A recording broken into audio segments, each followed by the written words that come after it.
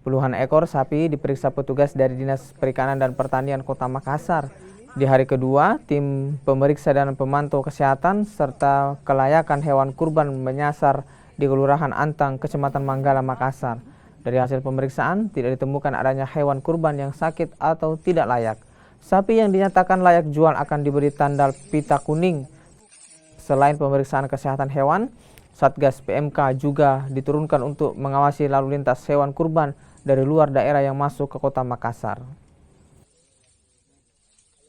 Semisal hari ini kelompok ini kita periksa, langsung dibawa, ada yang mobile kendaraan motor bawa hasilnya, supaya cepat diantisipasi apabila ada terkendala atau ada terindikasi dengan penyakit-penyakit yang mencurigakan. Tapi sejauh ini belum ada ini ya Bu ya, tanda-tanda? Belum ada. Insya Allah kita mudah-mudahan Sulawesi Selatan terkhusus Makassar tidak ada, karena sumber-sumber hewan ternak kurban itu berasal dari kabupaten kota sekitar Makassar juga seperti